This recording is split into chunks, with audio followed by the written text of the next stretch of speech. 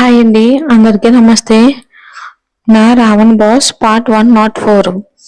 నీకు దగ్గర అవ్వాలని ఉంది, నీలో కరిగిపోవాలని ఉంది, నా నుండి బయటికి వెళ్ళగలిగే దారులన్నిటినీ మూసి నిన్ను నాలో జీవితాంతం బంధించాలని ఉంది అని మనసులో బిగ్గరగా అనుకుంటూ అతని భుజం మీద ఒరిగిపోయింది. ఇంటికి చేరుకోగానే ఆమెను లేపి నెమ్మదిగా వెనక బాల్కనీ నుండి లోపలికి తీసుకొచ్చాడు. వచ్చిన మరుక్షణమే నిద్రపోయింది తను. ఆమెను గుండెలపైకి జరుపుకుని ప్రతి రాత్రి అతను కన్న కల ఈ రోజు నిజమయ్యేసరికి ఆమె నుదుటి మీద గాఢంగా ముద్దు పెట్టుకుని నిద్రపోయాడు ఆకాష్. ఫంక్షన్ ముగిసిన మరునాడే వెళ్ళిపోతామన్న వాళ్ళందరినీ ఆపి 3 రోజుల తర్వాత ఆకాష్ బర్త్డే పార్టీ ఉందని గుర్తు చేసి అప్పటి వరకు ఉండమని కోరారు చంద్రశేఖర్. ఆ మరునాడే లూసీ భర్త వర్ధంతి ఉండటం వలన లూసీ వెళ్ళిపోతానంది. కానీ కెట్టిన్కి ఉండాలని ఉండడంతో లూసీని బతిమాలి ఒప్పించాడు. అయినప్పటికీ కేటీని ఉండమని చెప్పి అతని బాధ్యత అంతా జగన్నాథం గారికి అప్పగించి వెళ్ళిపోయింది తను.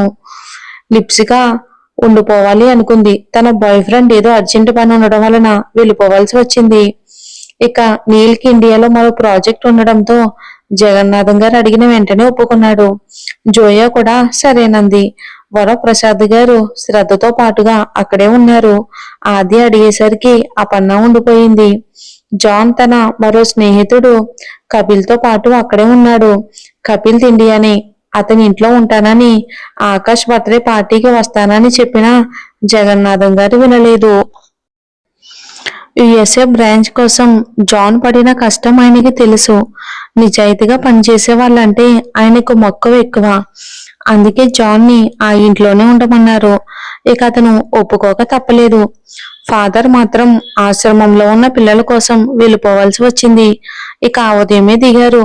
తేజ వాళ్ళ నాన్నగారు మణికంఠ ఆయన భార్య శ్రీదేవి గారితో కలిసి. ఆయన ఇంటెలిజెన్స్ డిపార్ట్మెంట్ లో పనిచేస్తారు.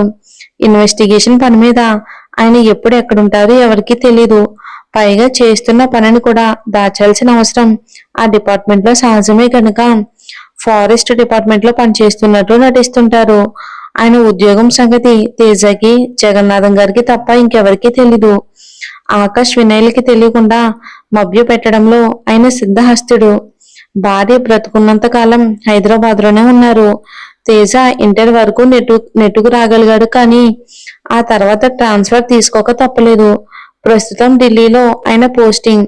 4 ఏళ్ల క్రితమే శ్రీదేవి అనే ఆవిడ్ని 2వ పెళ్లి చేసుకున్నారు. ఆ పెళ్లికి ఆకాష్ వినయ్ వెళ్ళలేదు. కానీ జగన్నాథం గారు తేజాని వెంట పెట్టుకుని వెళ్లారు. మణికంఠ గారికి తేజ అంటే ప్రాణం. శ్రీదేవి గారికి కూడా తేజ అంటే ఇష్టమే. ఆమెకు పిల్లలు పుట్టని కారణంగా తేజాన్ని సొంత కొడుకులా చూసుకోవాలి అనుకుంది. కానీ ఎందుకో తేజకి ఆవిడంటే అంతగా పడదు. తమ తల్లి స్థానాన్ని అంత సులభంగా మరొకరికి ఇవ్వలేరు కొందరు. తేజ ఆ కోవకు చెందిన వ్యక్తే మరి. అందుకే ఇక ఇండియాలో ఉండలేక లండన్ లో తన మిగతా చదువు పూర్తి చేయాలని అక్కడికే షిఫ్ట్ అయ్యాడు తేజ. ఉదయం టిఫిన్ చేసే సమయంలో కలుసుకుని కాసేపటి తర్వాత హాల్లో సమావేశం అయ్యి కబుర్లు చెప్పుకున్నారు అందరూ. కూతురికి తనకు నచ్చిన మంచి అబ్బాయితో పెళ్ళైన సంతోషంలో ఏం చేయాలో తెలియక ఆ ఆనందాన్ని ఎలా పంచుకోవాలో అర్థం కాక ఆవిడకు తెలిసిన పద్ధతిని ఫాలో అయిపోయారు శాంతి గారు.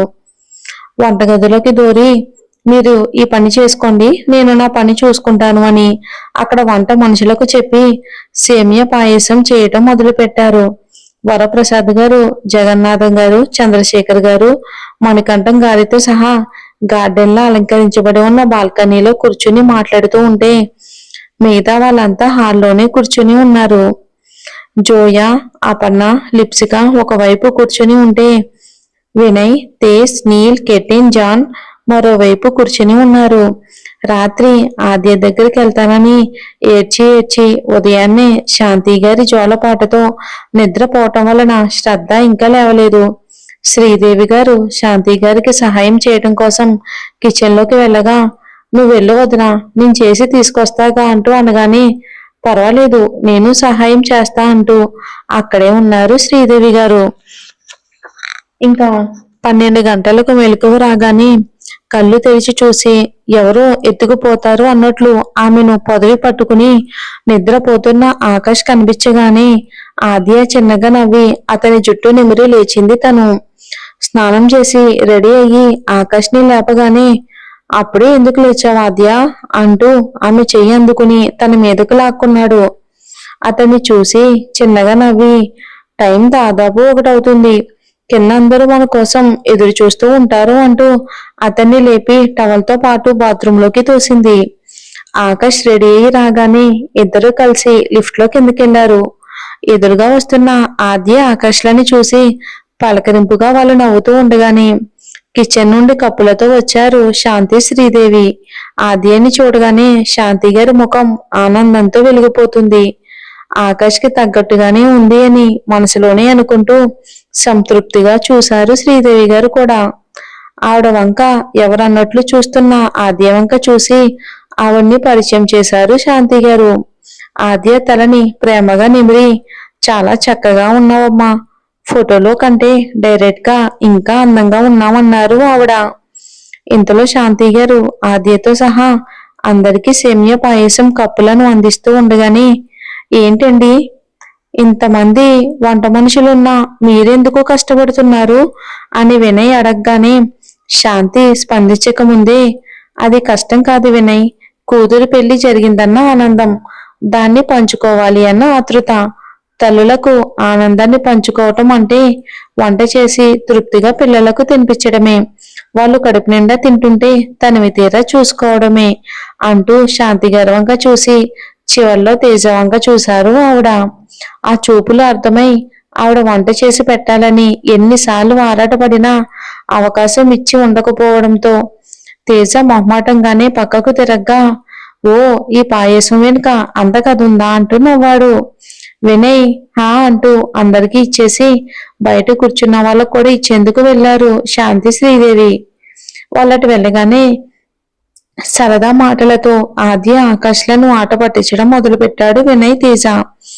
ఆ పన్న కూడా వాళ్ళతో కలిసిపోయి ఇక అప్పుడో పంచు ఇప్పుడో పంచు పేలుస్తూ ఉంటే అందరూ నవ్వగా కెటిన్కి మాత్రం సగం అర్థమై సగం అర్థం కాక బురుగొక్కున్నాడు. కెటిన్ని చూసి జాలిగా అనిపించి ఒకరు ముఖం ఒకరు చూసుకుని కెటిన్ని పిలిచి పక్కనే కూర్చోబెట్టుకున్నారు ఆద్య ఆకాష్లు. కెటిన్ వల్ల శ్రద్ధ గుర్తుకు రాగా శ్రద్ధ ఎక్కడా అని ఇద్దరూ ఒకేసారి అడిగారు. దాంతో కనుబొమ్మలు ఎగరేసి ఏదోలా చూడగానే ఆద్య ఆకాష్ల ముఖాల్లో సిగ్గు తాగలేదు. అందరికంటే అపర్ణకు మాత్రం వారిద్దరి మధ్య బంధం చాలా కొత్తగా కనిపించింది. ఆమె ఇంతకు ముందు ఎప్పుడు వాళ్ళింత సన్నిహితంగా ఉండడం చూడలేదు. ఆద్యకు ఆమెకు నచ్చిన వ్యక్తిని పెళ్లి చేసుకోవటం, అది ఆకాష్ కావటం అపర్ణకు సంతోషంగా అనిపించింది. అపర్ణకు చేసినట్లు ఆద్య చాలా మంది అమ్మాయిలకు సహాయమే చేసింది. కాలేజీలో కూడా ఎవరి కష్టాన్ని చూడలేదు, దానికి బదులు కూడా ఆశించేది కాదు. బదులు అవసరం లేదన్నట్లు తనకు తోచిన సహాయం చేసేది ఆద్య. కానీ పృథ్వీ విషయం జరగగానే అందరూ ఆమెను బాధ పెట్టడం మొదలు పెట్టారు. అపర్ణకు ఆమె చేసిన సాయం డబ్బే, కానీ అది అపర్ణ వాళ్ళ అమ్మను ఆమెకు తిరిగిచ్చింది, ఆమె జీవితాన్ని మళ్ళీ జన్మించేలా చేసింది. ఆ కృతజ్ఞతను మర్చిపోలేదు తను. నిజంగా ఆద్య శ్రేయోభిలాషిగా మారిపోయింది అపర్ణకు. ఇక గంగిగోవు పాలు గరిటెడైన చాలు, కరుడైన నేమి కరము పాలు అనే వేమన పద్యంలా పేరుకు స్నేహితులు 10ల సంఖ్యలో ఉన్నా ఉపయోగం లేదు, కానీ ఇలాంటి స్నేహితులు ఒక్కరున్నా చాలు.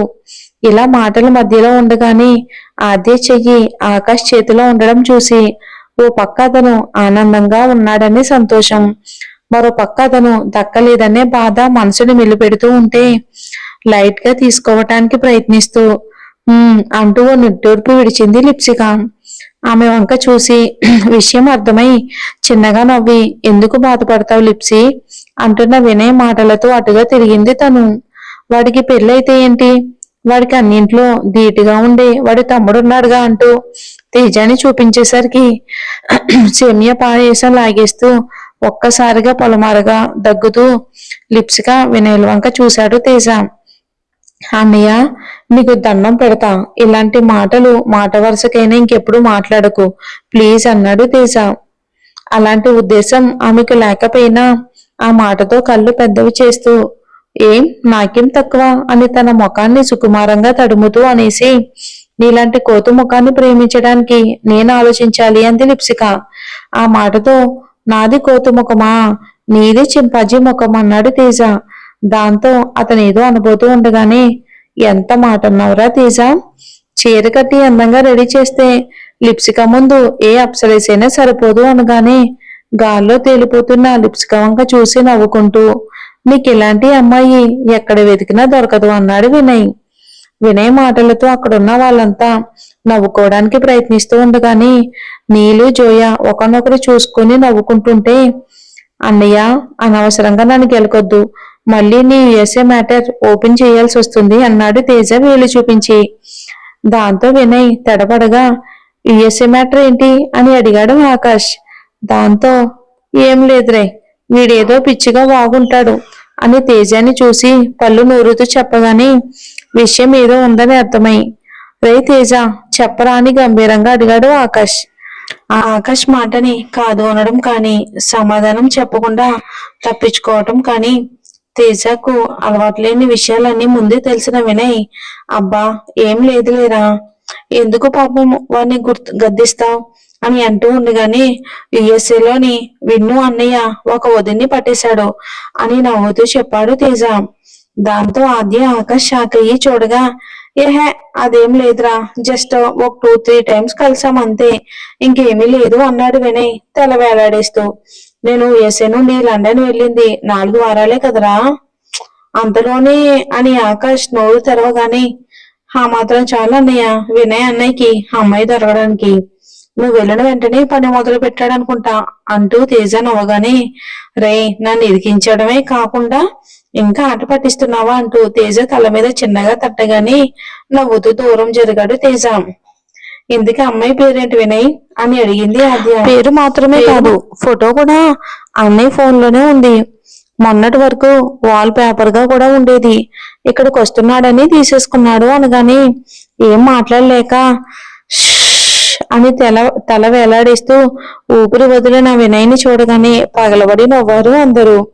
కాసేపటికి తలెత్తి నీకుందరా తేజ నాకు దొరక్కపోవు అని అనగానే వాడి సంగతి సరేగాని నీ సంగతి చెప్పరా, ముందెవరా అమ్మాయి అని అడిగాడు ఆకాష్.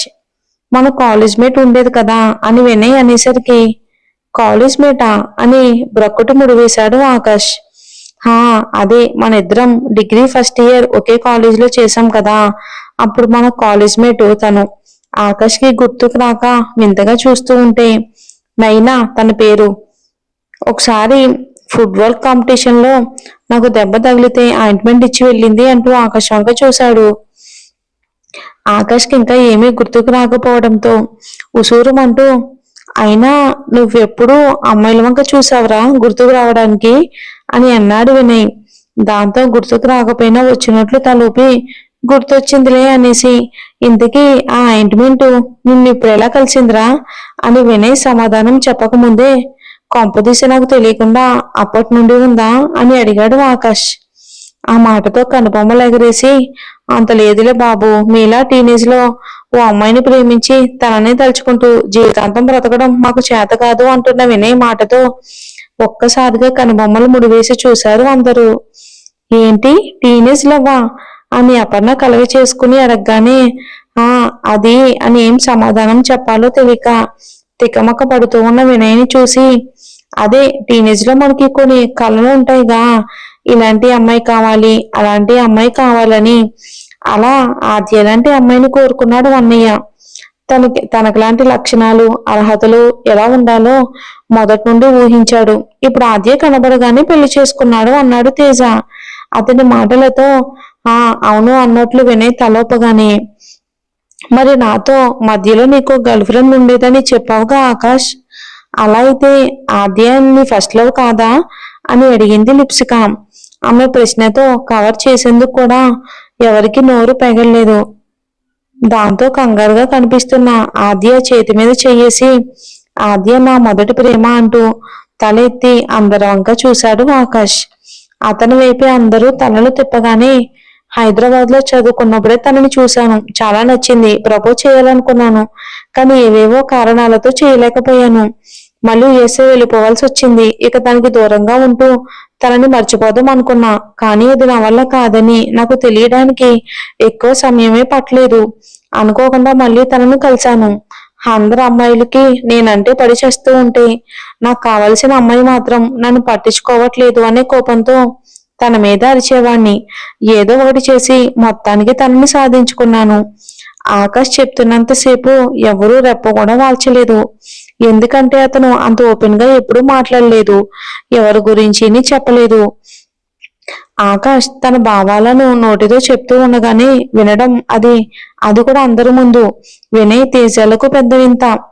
అది విన్న నీల్, లిప్సిక, జోయ, అపర్ణ, జాన్ షాక్ అయిపోయి కాసేపటికి, అంటే ఆద్య నీకు ఇంతకు ముందే తెలుసా? ఆమెని నన్ను ప్రేమించింది అంటూ అందరు మనసులో ఉన్న ప్రశ్నను అడిగేసింది లిప్సిక. ఆద్య కంగారుగా చూస్తూ ఉండగానే ఏమాత్రం తడబడకుండా, అవును, ఆద్య నా మొదటి ప్రేమ, ఇంకా చివరి ప్రేమ అని లిప్సిక వంక చూసి అనేసి, అసలు నా జీవితంలో ఆద్య ఉంటేనే ప్రేమ ఉన్నట్లు. మొదటిది చివరిది కాదు, నా జీవితంలో ఉన్న ప్రేమ ఆద్య మాత్రమే అంటూ కంగారు పడుతున్న ఆమె కళ్ళల్లోకి చూస్తూ చెప్పాడు. ఆ మాటతోనే ఆమె కనుబొమ్మలు ముడిపడగా జాన్, జోయ, నీల్ చప్పట్లు కొట్టారు. మిగతా వాళ్ళంతా తేరుకుని ఆకాష్ మాటలకు ముగ్ధులయ్యారు. ఎప్పుడు చూసినా ఆమె మీద యుద్ధం మొదలు పెట్టాలన్నట్లు చూసిన ఆకాష్ చూపుల వెనుక ఇంత ప్రేమ దాగుందా? అతని అరుపుల వెనుక ఇంత మౌనం నిండిపోయిందా? అదంతా ఆద్య కోసమా? వినడానికి ఎంతో మధురంగా అనిపించింది వాళ్ళందరికీ. ఇక ఆకాష్ ఎప్పటికీ ఆద్యకే సొంతమని, అలాగే ఉండాలని మనస్ఫూర్తిగా కోరుకుంటూ ఎన్నాళ్ళు తను కన్న అర్థం లేని కలలకు మనసులోనే చిన్నగా నిట్టూర్చింది లిప్సిక. అసలు విషయం ఇదా అన్నట్లు ఇద్దరు వంక చూసి జాన్ నవ్వగానే విషయం తెలిసి ఆశ్చర్యం, ఆనందం కలగలిపిన ముఖాలతో ఒకరినొకరు చూసుకున్నారు నీల్, జోయాలు. కేటీన్కి విషయం కాస్త అర్థమైనా మరి కాస్త గురించి అడగాలి అనిపించినా అందరి ముందు ఏదోలా అనిపించింది. తర్వాత ఆద్యని అడగొచ్చని నిశ్శబ్దంగా ఉండిపోయాడు. వీళ్ళ నవ్వులు గది వరకు వినిపించాయేమో. నిద్ర లేచి కన్నులు నలుపుకుంటూ చిన్న గౌన్లో బుడిబుడి అడుగులతో హాల్లోకి అడుగు పెట్టింది శ్రద్ధ. అక్కడ అందరి మధ్యలో దేవతలా వెలిగిపోతున్న ఆద్య కనబడగానే నిద్ర అంతా వెలిసిపోయినట్లయ్యి ఆద్య అని పరిగెత్తుకుంటూ వచ్చి పక్కనే ఉన్న కెట్టిని తప్పించి ఆద్య ఒళ్ళో వాలిపోయింది శ్రద్ధ. మరి ఇంకేం జరుగుతుందో మనం వచ్చే ఎపిసోడ్లో చూద్దామండి. 2 ఎపిసోడ్స్ ఇవ్వడానికి ట్రై చేస్తున్నాను. అస్సలు ఇచ్చే ఓపిక కూడా లేదండి. బాగా పన్ను బాగా పెయిన్ వస్తుందండి. ఇటు సైడ్ లెఫ్ట్ సైడ్ అంతా కూడా బాగా వాసిపోయింది. ఈ రోజు చెకప్కి వెళ్ళాలా, 11కి అపాయింట్మెంట్ ఇచ్చారు. ఏమంటారో ఏంటో. పొన్ను తీస్తే ఇంకా 1 డే మాట్లాడలేను. ఈ పెయిన్ భరించడం కన్నా అది తీయించేసుకోవడమే నయ్యం. థ్యాంక్స్ ఫర్ వాచింగ్ అండి. అందుకే ఒకవేళ ఈ రోజు స్టోరీ చెప్పడంలో ఏదైనా తప్పులుంటే క్షమించండి.